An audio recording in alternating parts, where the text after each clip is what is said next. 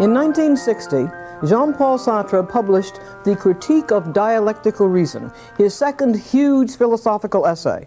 Like Being and Nothingness of 1943, it is over 700 pages long, and in the very first few pages, he drops his great bombshell. Marxism is the inescapable philosophy of our time. This is the meaning of the mysterious reference in Being and Nothingness to a radical conversion. It is Sartre's now famous conversion to Marxism. In this conversion, free, independent, conscious being, being for itself in its concrete existence, is swallowed up in Marx's proletariat, and existentialism, the philosophy of the solitary, defiant self, is swallowed up in the philosophy of mature Marxism, in Marx's scientific scenario of the dialectic of economic production. Why does Sartre claim that there is the inescapable philosophy of our time and that it is Marxism? Sartre is following Hegel and Marx. It was Hegel who argued that all philosophies are relative to their own historical time, and that every philosophy is nothing but its own time reflected in thought. And it is Marx who said that all philosophies are ideologies, reflections of the existing economic mode of production. Sartre is claiming for Marxism that it is the philosophy of the proletariat, a philosophy which most completely reflects the class conflict of our own time, and that Marxism will remain inescapable until the proletariat is liberated from its oppression, seizes power, and becomes the master class. How does Sartre defend his claim that it is specifically Marxism that is the inescapable philosophy of our time? He supports this bold claim only by the sweeping statement that the modern period in history has been dominated by just a few philosophers. There has been the age of Descartes and Locke, the age of Kant and Hegel, and there is now the age of Marx. There is no going beyond any of these great systems of thought, says Sartre, until changes take place in the economic relations which these philosophies reflect. And while Marxism is dominant, as it is now, we are compelled to be Marxists, to think in terms of Marxian philosophy. But then you will want to ask Sartre, what becomes of existentialism, the philosophy of the human subject, free from causal determinism, free to give the world its own meaning, isolated in its dreadful, proud freedom? Sartre's answer is that existentialism, he now sees, belongs to the class of small philosophies which are parasites, hovering on the margins of the dominant philosophy. Existentialism can, however, be integrated into Marxism, the dominant philosophy, by supplying Marxism with subjectivism, with the existentialist emphasis upon concrete human existence in concrete situations. Existentialist concern for the human subject will give a human dimension to the scientific abstractions and the dialectical necessities of mature Marxism. But that is existentialism's only purpose. From the day when Marxism takes on a human dimension, says Sartre, existentialism will no longer have a reason for being. But in the Critique of Dialectical Reason, where Sartre was to have demonstrated the power of existentialism to humanize Marxism, to bring the human subject back into the scientific scenario of Marx, the concrete human subject has disappeared from sight into the organized social group. How then can we explain Sartre's radical conversion from existentialism to Marxism? Sartre wanted to describe the total freedom of the modern, urban, rootless, disaffected intellectual in the modern world. And at the same time, he wanted to idealize total freedom as the only truly human and redeemable aspect of our lives. The result? Sartre has had to take an extreme position to achieve the total freedom of conscious being. He has isolated me as an empty, negating consciousness with nothingness at my core, rather than a substantial self. I have no foundation in myself, no essence, no human nature to set a standard for me. I have no foundation in nature itself, which is hostile, nauseating, and viscous. I cannot claim a foundation in any religion or in any philosophical values. I try to fill my nothingness with love, with a foundation in the lover, but this fails. I try to give myself a foundation by various forms of bad faith. All of them fail. One type of bad faith is anti-Semitism. In Sartre's essay, Reflections on the Jewish Question, Sartre says, the key to the problem is to understand the Frenchman who is an anti-Semite. The Frenchmen who are anti-Semites, says Sartre, are usually mediocre persons of low social status who try to compensate for their insignificance by making a scapegoat of the Jews. These Frenchmen become thing-like, rock-like as Frenchmen, claiming that by being French, they have a feeling for France and a mystical French sensibility, which gives them at least a superiority over Jews, even though Jews may be more intelligent. But this pretense to have a foundation in being a rock-like thing as a Frenchman fails. It is self-deception. We are not things. It is in this crisis, this extreme situation, in which total freedom has led to total isolation and despair of any foundation, that Sartre makes the leap to Marxism, which will provide the ethics which existentialism lacks, which will provide an ethics of deliverance and salvation. But why did Sartre not recognize that this was bad faith? Why did he not see that to become a Marxist and a member of the Communist Party is to become thing-like? It is to accept dogmas. It is to adhere to a ready-made, tailor-made ethics for the group. It is to submit to party authority. It is to surrender my freedom in choosing. It is to surrender the control over every aspect of my life. The only possible explanation is that aside from Marxism, Sartre saw no exit from the dreadful, absurd freedom he himself had created. He had been prepared for moving toward Marxism by his own long-standing hatred of the bourgeoisie, by his hatred of capitalism, by his concept of conflict in social relations, and by his concept of alienation. Having made the dialectical swing to a Marxism of his own construction, Sartre proceeded to support Stalin's purges of the intellectuals and professionals in Russia. He supported the notorious concentration camps. He has supported violence for colonial freedom. He supported the communist revolution in Cuba and China.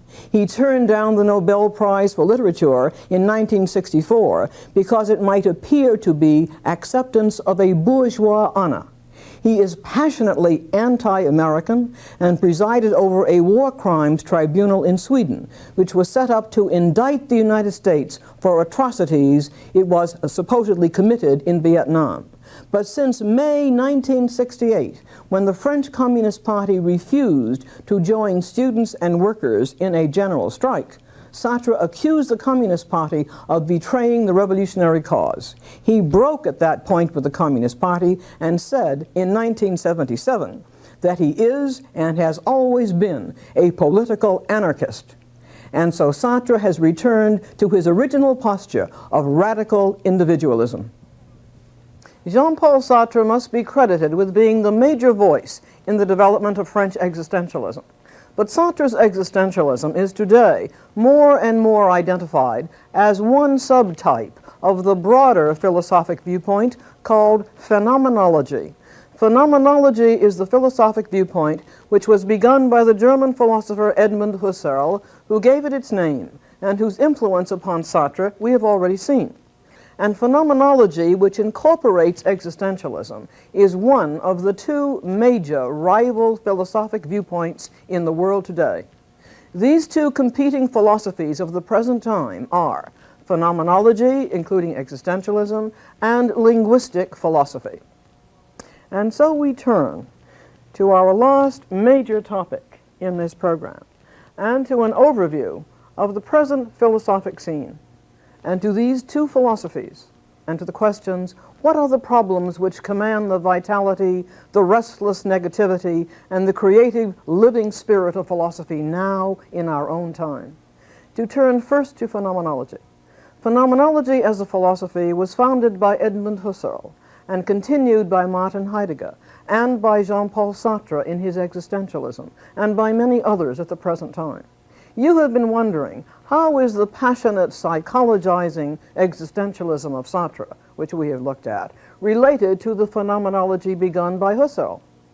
Husserl, Heidegger, and Sartre, as phenomenologists, all share the basic Hegelian theory that it is our own consciousness that structures the world, and they share also the concept of the primacy and of the intentionality of consciousness.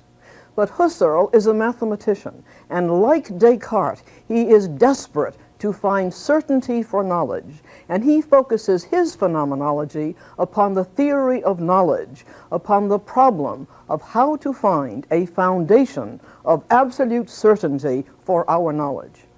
Sartre and Heidegger, along with him, on the other hand, have given up on Descartes and Husserl's quest for absolute certainty. They have given up on that. They focus their phenomenology upon moral and metaphysical issues, upon my existence as a conscious being thrown absurdly into an alien world, in which I find that I alone provide the meaning of the world and the values which structure my own life.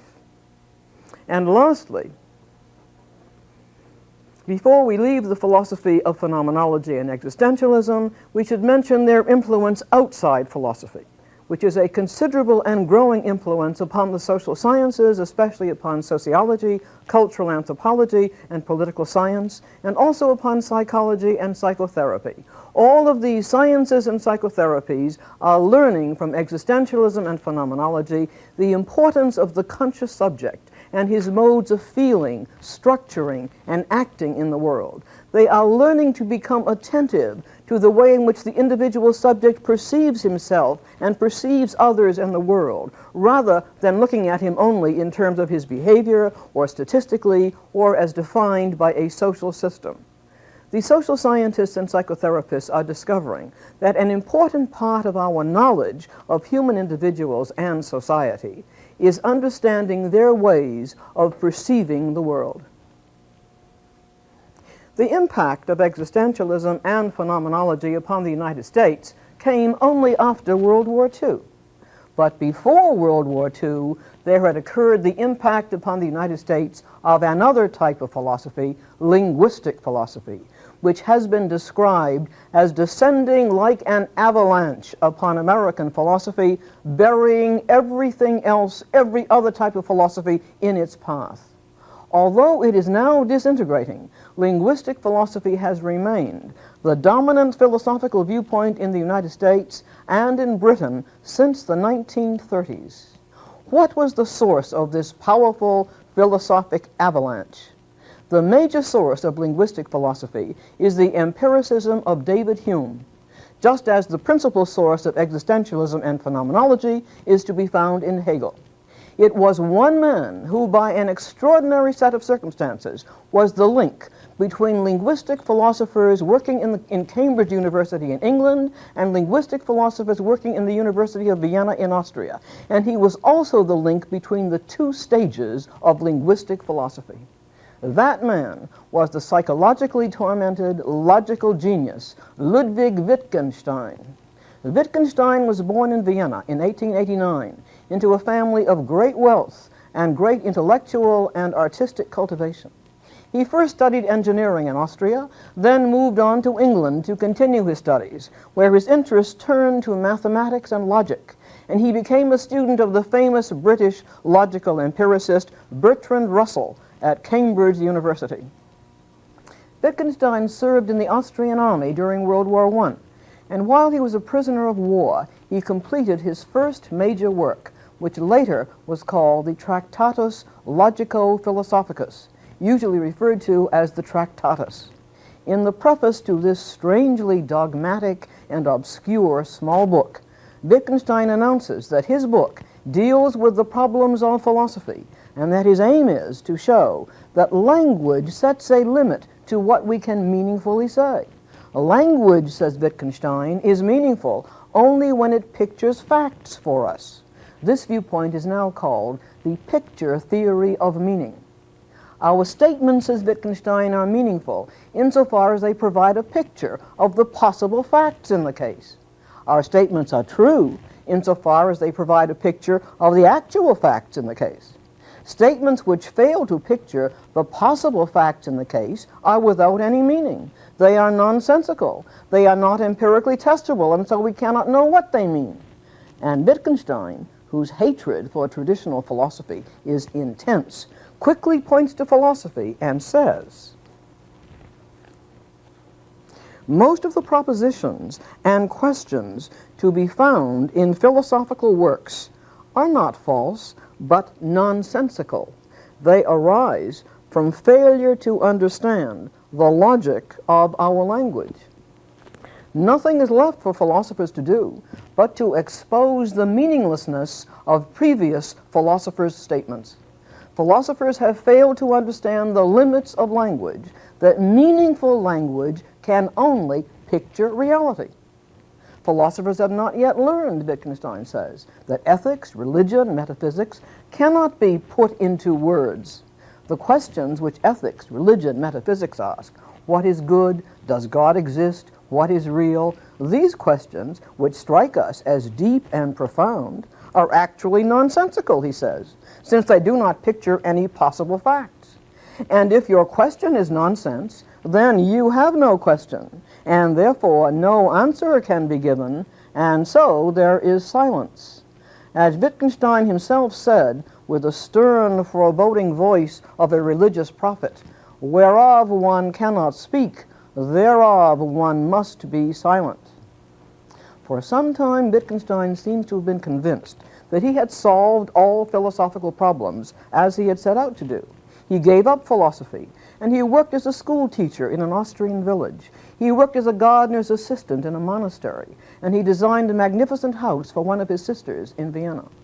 But in 1929, he returned to Cambridge University, where he became in time a professor of philosophy, accessible, however, only to a very select group of advanced students. In his book, the Tractatus, Wittgenstein forcefully expressed the viewpoint of the first stage of linguistic philosophy, called logical empiricism. Logical empiricism claims, 1, that propositions about the world are meaningful only if they can be tested empirically. 2, that metaphysical and ethical propositions are not empirically testable and are therefore meaningless. And 3, philosophy is only the activity of analyzing propositions for their meaning and exposing meaninglessness. Wittgenstein drives home the point that philosophy can no longer legitimately offer any statements of its own. It can construct nothing. Philosophy, he says, is not a group of statements. It is only an activity, the activity of analyzing language, especially the language of philosophers, to test for its meaningfulness. In intense discussions with these student disciples, Wittgenstein worked out the thoughts which were published in 1953 after his death under the title Philosophical Investigations. In his second major work, Wittgenstein attacked his own first major work, the Tractatus, for having too narrow a view of language, for restricting language only to the picturing of reality. Now, in the Philosophical Investigations, he takes a more flexible view of language. We do use language to picture facts, he says, but we also use language in many other ways, to give orders, to greet people, to make jokes, to tell stories, to solve problems, to pray. Historians, for example, use language differently from lawyers or from psychologists. Each is a different kind of language with its own rules. Each, he says, is a different language game, played by its own rules for using words. The new view of language carries a new view of meaning. Words, he says, gain their meaning from how they are used in a specific language game, not from picturing reality. and surely not from the confused attempts of philosophers to find a single meaning, a Platonic essence, a universal term, which would define a word's meaning in every kind of language game. With this new view of language, Wittgenstein founded the second stage of linguistic philosophy, the movement in philosophy which is now usually known as analytic philosophy, and which has dominated the philosophers of the English-speaking world for over a quarter of a century. Wittgenstein's new view of language becomes the view of language held by analytic philosophy. With this new flexible view of many languages, many language games, many ways in which words have meaning, what now is the role of philosophy in the world? Philosophy's role is analytic. The task is to analyze language in order to discover the many language games and their rules for using words, and to remove the puzzles which arise when the rules of a language game are violated.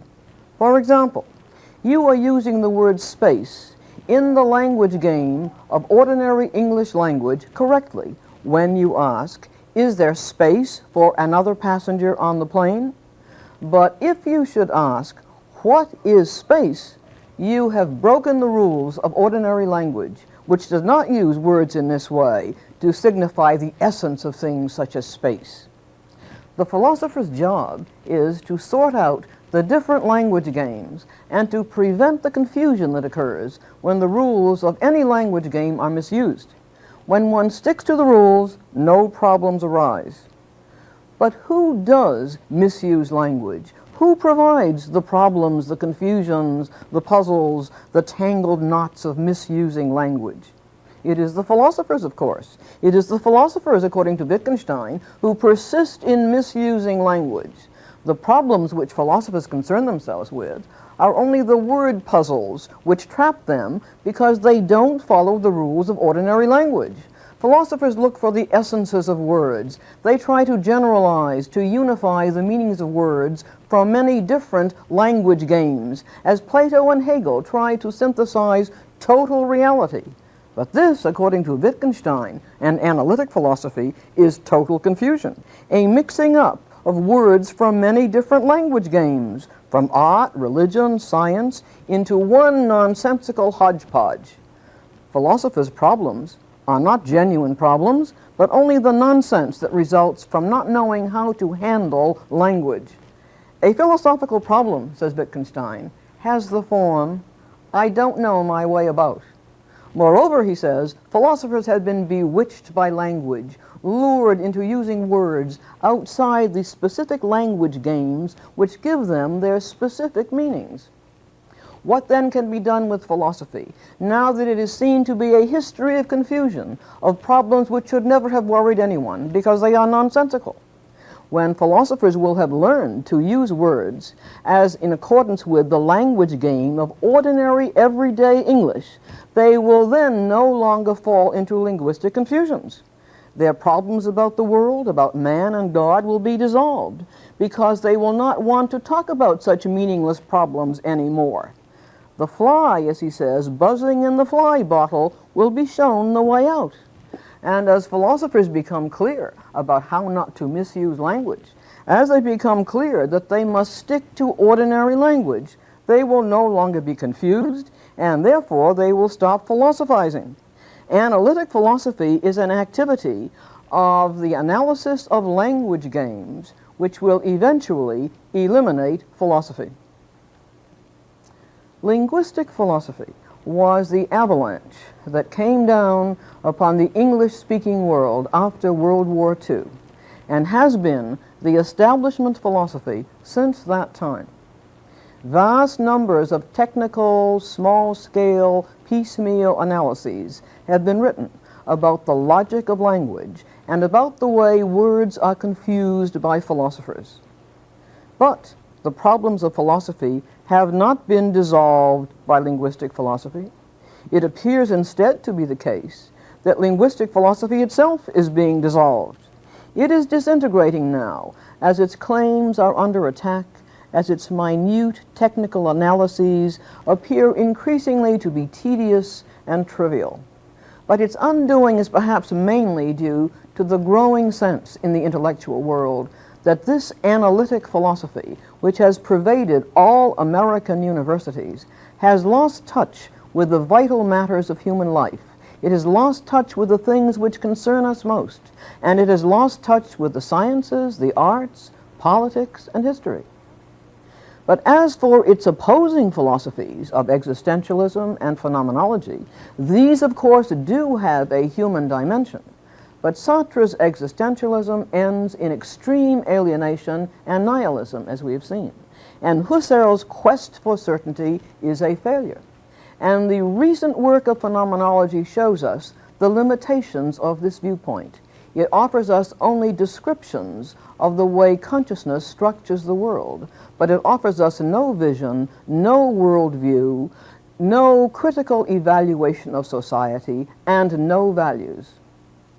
Philosophy seems at this time to have lost its master builders, to have lost any synthesizing worldview, to have no unifying vision of the future. Is it the case, as some have said recently, that we are witnessing the death of philosophy? After long years of philosophical barrenness in the wasteland of technical language games, is it not the case that something may now be stirring into growth in philosophy? Buried under the avalanche of linguistic philosophy was the vital American philosophy of naturalism, the philosophy of Ralph Waldo Emerson and William James and John Dewey, the philosophy of Charles Peirce and George Herbert Mead and George Santayana. This was a philosophy which tried to synthesize both Hume and Hegel. It did not despise science as Sartre does. It did not despise philosophy as Wittgenstein does, but it tried to show how they could be integrated into a civilized, humane society. It celebrated democracy and individualism and an open society moving into a brighter future. It had a vast respect for nature and a caring for our natural resources. It tried to integrate science and democratic values into a philosophy for the new world, for the new beginning which was America. And above all, American naturalism had a sense of community, of the sharing of the American values of freedom and mutuality, of an openness to growth and change, and a confidence in our creative intelligence to solve whatever problems may confront us. Now that there is a stirring in philosophy again, now that we are feeling the need for a philosophy which can speak to human concerns, there are signs of a revitalization of American philosophy with its great themes of democracy, intelligence, community, personal growth, and the movement of society into a better future. With the prospect of the renewal of these great American themes of courage and community and optimism, we conclude our overview of the contemporary scene. Next time, our lost time, a summing up and a review.